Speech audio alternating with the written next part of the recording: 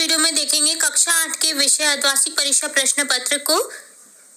आपके जो एग्जाम होने वाले हैं 13 दिसंबर से अर्धवार्षिक परीक्षा, तो हम यहाँ आपकी कक्षा 8 से रिलेट जो आपका पेपर है एसएसटी सामाजिक विज्ञान का पेपर है अर्धवार्षिक परीक्षा प्रश्न, तो वही लेकर आए हैं जिसमें पूर्णांक आपके रहेंगे 42 नंबर। तो यहाँ हम वही पेपर लेके आए हैं जो कि आपको एग्जाम पेपर में मिलने वाला है। तो उस पेपर का संपूर्ण जो स्टार्टिंग से लेके एंड तक के सभी क्वेश्चन के आंसर्स भी इसी पेपर में लेके आए हैं। तो आपको इनको याद कर लेना है, रट लेना है, समझ लेना है अच्छे से, ताकि आपको जो पूर्णांक है 42 में से 42 अंक प्राप्त हो। ठीक है, चलिए फटाफट से बिना देरी किए स्टार्ट करेंगे फर्स्ट क्वेश्चन से। फर्स्ट क्वेश्चन आपको मिलने वाला है, भारत का प्रथम गवर्नर जनरल था। तो कौन था भारत का प्रथम गवर्नर जनरल? Warren Hastings. यहाँ ऑप्शन बी को करेक्ट कर देंगे। सेकंड है, महाराजा रणजीत सिंह कहाँ के राजा थे? आंसर लिखेंगे महाराजा रणजीत सिंह थे पंजाब के। ऑप्शन डी को करेक्ट कर देंगे। थर्ड है, चंपारण आंदोलन की शुरुआत कहाँ हुई थी, मतलब कब हुई थी? तो यहाँ आंसर लिखेंगे 1917 में। ऑप्शन ए को करेक्ट कर देंगे। फोर्थ है, मध्य प्रदेश में घुमंतु खेती को कहा जाता है, क्या कहा जाता है? झूम कृषि। तो यहाँ ऑप्शन ए को करेक्ट कर देंगे। फिफ्थ है, भारतीय संविधान का जनक किसे कहा जाता है? भारतीय संविधान का जनक कहा जाता है डॉक्टर बी.आर. अम्बेडकर को। ऑप्शन सी को करेक्ट कर देंगे। सिक्स्थ है, जनता द्वारा चुने गए लोकसभा के प्रतिनिधियों को कहा जाता है, क्या कहा जाता है? सांसद। तो यहाँ लिख देंगे ऑप्शन बी को करेक्ट कर देंगे, सांसद। निम्न में से कौन सा नवीकरणीय संसाधन है? 7th क्वेश्चन है आपका। तो नवीकरणीय संसाधन यहाँ है सौर ऊर्जा। ऑप्शन सी को करेक्ट कर देंगे। 8th है, कौन से ग्रह को जल ग्रह कहते हैं? पृथ्वी को। तो यहाँ आंसर करेक्ट कर देंगे पृथ्वी। 9th क्वेश्चन है, जलियांवाला बाग हत्याकांड कहाँ हुआ था? तो यहाँ आंसर लिख देंगे ऑप्शन ए, अमृतसर। 10th है, प्राणियों और पक्षियों के व्यापार प्रतिबंध की सूची कौन सी संस्था बनाती है? तो यहाँ आंसर करेक्ट हो जाएगा ऑप्शन बी, CITES। नेक्स्ट आपको मिलने वाला है, सारणी में दिए गए शब्दों में से उचित शब्द का चयन करते हुए रिक्त स्थानों की पूर्ति कीजिए। यहाँ आपको सारणी में कुछ शब्द दिए गए हैं जिनके नीचे रिक्त स्थान दिए गए हैं। इन रिक्त स्थानों में उचित शब्द को फिल करके इन्हें पूरा करना है। 11th है, मराठा शक्ति को सर्वप्रथम शिवाजी ने संगठित किया। तो जो मराठा शक्ति है उसे सर्वप्रथम शिवाजी ने संगठित किया था। 12 है, राजस्थान में सर्वाधिक उपलब्ध खनिज रिक्त स्थान है, यहाँ आ जाएगा रॉक फॉस्फेट। राजस्थान में सर्वाधिक उपलब्ध खनिज रॉक फॉस्फेट है। 13 है, रिक्त स्थान का केवलादेव घना राष्ट्रीय पक्षी विहार एक भौगोलिक पर्यटक स्थल है। तो यहाँ लिख देंगे भरतपुर का केवलादेव घना राष्ट्रीय पक्षी विहार। घना राष्ट्रीय पक्षी विहार जो केवलादेव है वो आपका कहाँ स्थित है? भरतपुर में। 14 है, हैदर अली और टीपू सुल्तान रिक्त स्थान के शासक थे, कहाँ के शासक थे? मैसूर के। तो यहाँ लिख देंगे हैदर अली और टीपू सुल्तान मैसूर के शासक थे। 15 है, रिक्त स्थान से कम उम्र के बच्चों को मजदूरी रखना अपराध है। तो यहाँ लिख देंगे 14 वर्ष से कम उम्र के बच्चों को मजदूरी पर रखना अपराध है। मजदूरी करनी भी नहीं चाहिए और न करवानी चाहिए 14 वर्ष से कम उम्र के बच्चों से। सत्य असत्य कथन की पहचान कीजिए। यहाँ आपको कुछ कथन दिए जाएंगे जिनमें आपको बताना है कौन सा कथन सत्य है, कौन सा असत्य है। 16 है, जेम्स मिल ने भारतीय इतिहास को हिंदू मुस्लिम ईसाई 3 कालखंडों में बांट दिया था।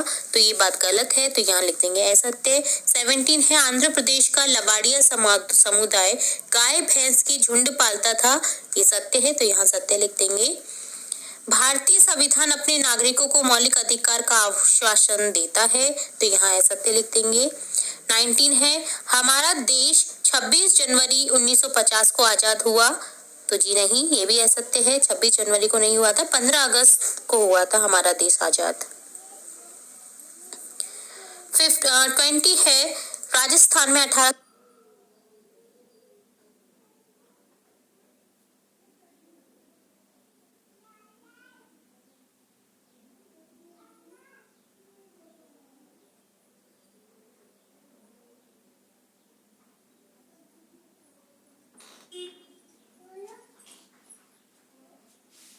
1857 ईस्वी की क्रांति का शुभारंभ 28 मई को हुआ। तो यहाँ यह बात भी सत्य है, तो यहाँ लिख देंगे सत्य है।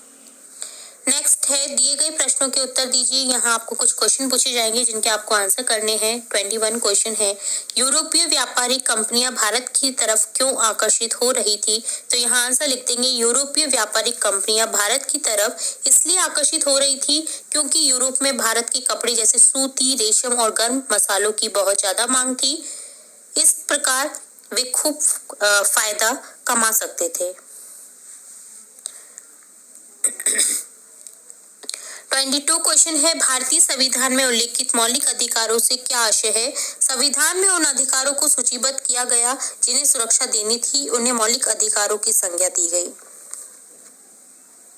23 क्वेश्चन है, रोलेट एक्ट क्या था? तो आंसर लिखेंगे, मार्च 1919 में रोलेट एक्ट में भारत में राज कर रही ब्रिटिश सरकार द्वारा भारत में उभर रहे राष्ट्रीय आंदोलन को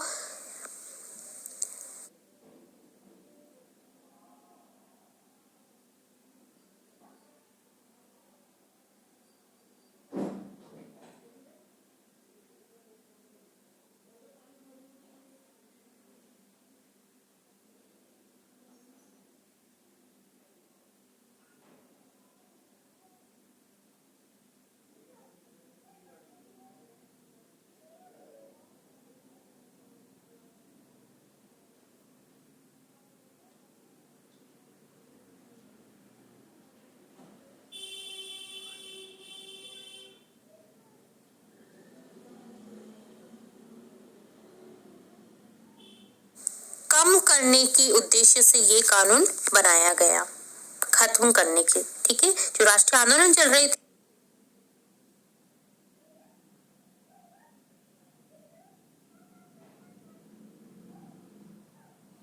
उन्हें खत्म करने के उद्देश्य से ये कानून बनाया गया था।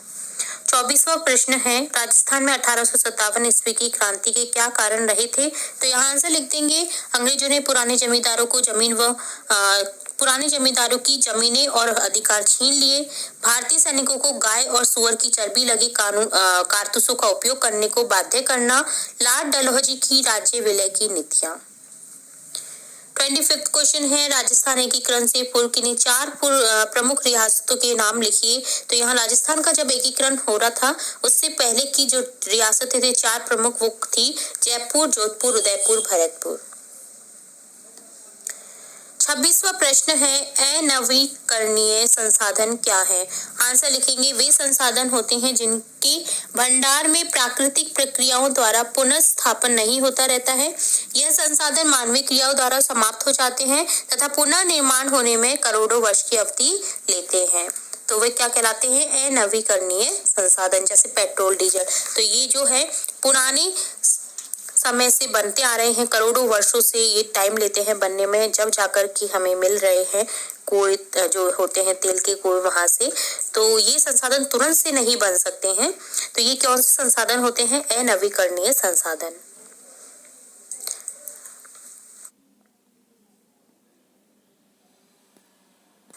नेक्स्ट 27 क्वेश्चन है, संसाधन से आपका क्या अभिप्राय है? मानव निर्मित संसाधन से आप क्या समझते हैं? संसाधन होता है, संसाधन एक ऐसा स्रोत है जिसका उपयोग मनुष्य अपनी इच्छाओं की पूर्ति के लिए करता है। हमारे पर्यावरण में उपलब्ध हर वस्तु संसाधन कहलाती है। मानव निर्मित संसाधन, जैसे मानव द्वारा निर्मित संसाधनों को मानव निर्मित संसाधन कहते हैं। इन संसाधनों का एक बार उपयोग करने के उपरांत दोबारा उपयोग नहीं लिया जा सकता, जैसे कोयला, खनिज, तेल, लकड़ी आदि इसके ऊपर उदाहरण है। और लास्ट क्वेश्चन आपको मिलने वाला है आपके पेपर में, भूस्खलन किसे कहते हैं? इससे रोकने की प्रवृत्तियों को स्पष्ट कीजिए। तो यहाँ आपको अच्छे से लिखना है इसका आंसर।